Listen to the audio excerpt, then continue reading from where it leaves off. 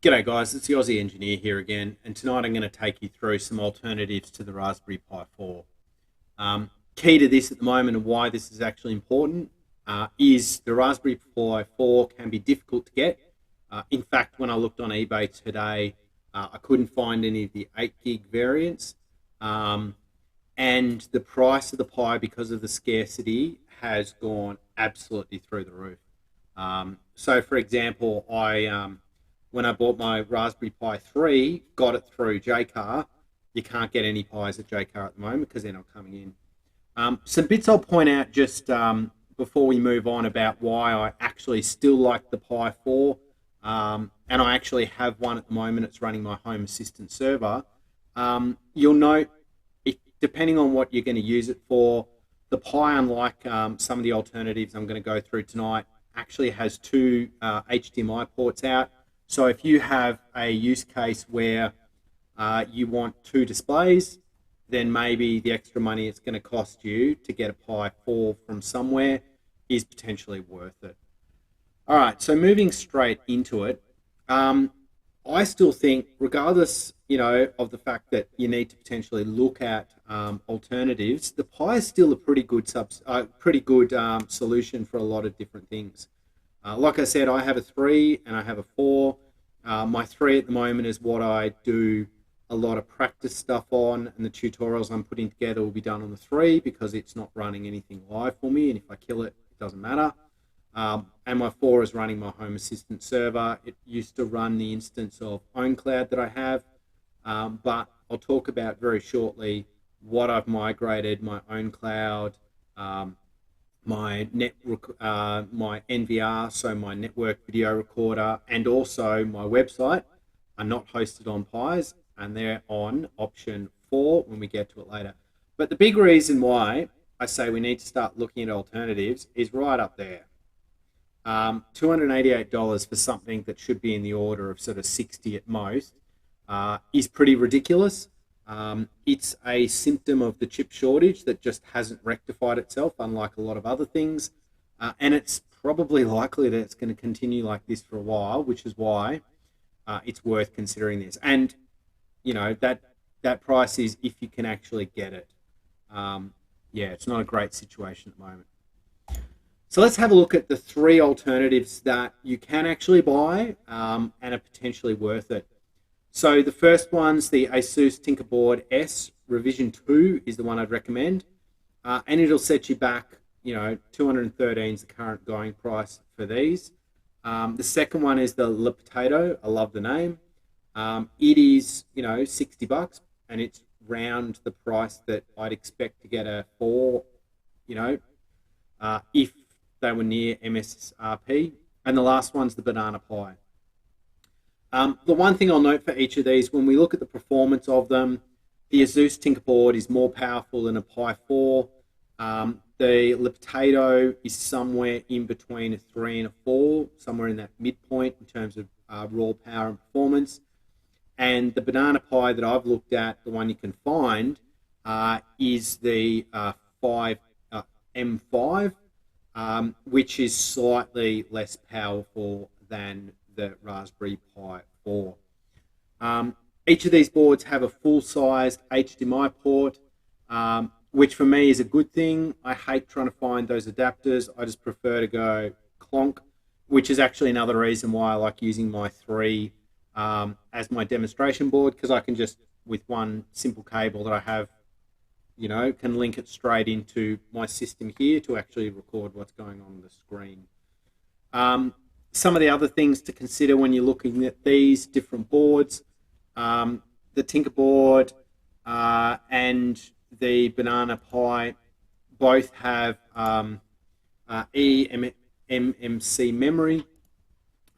This has advantages and disadvantages. The advantage is that it's generally faster than an SD card. You don't need an SD card reader, which I couldn't tell you how many times that's been a massive problem for me. And I guess the big drawdown of it is it can be really painful if you mess something up on the memory to fix it. So kill your operating system, it can be, at times, an absolute pain. But, these are all pin compatible in terms of the pinouts. And one of the things I'd suggest is these are the sort of options you look at if and only if you need something that's very small and has those or has those pinouts.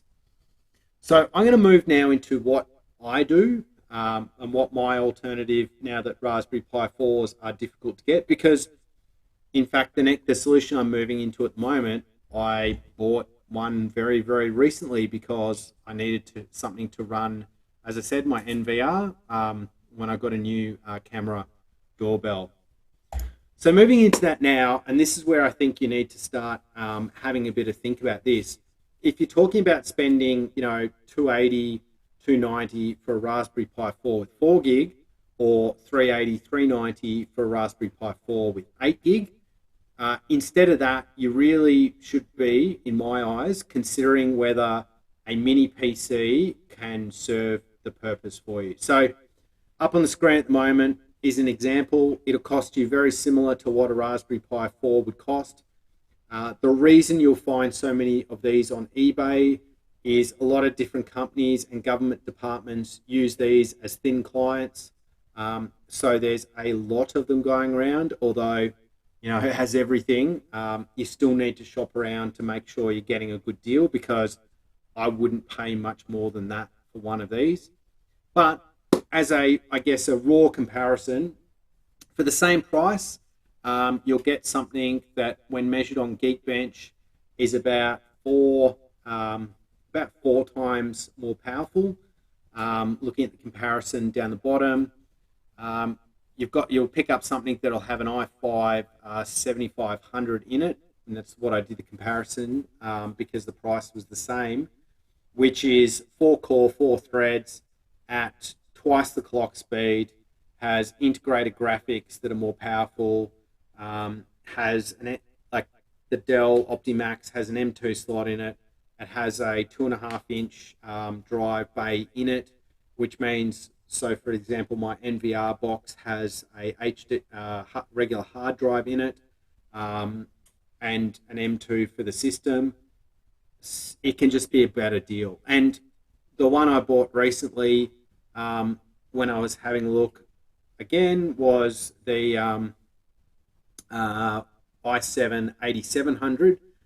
That's the price roughly of a Pi 4 with 8 gigabytes, so very, very similar price, and it once again is more powerful again. So this is one of the things I think you should give some consideration to. It's what I do. My server box now has 2 of these running different things. One runs, as I said, my NVR and my own cloud instance, while the other one at the moment just runs my website, and I'm also running some Python code off on it as well, just for a bit of playing around.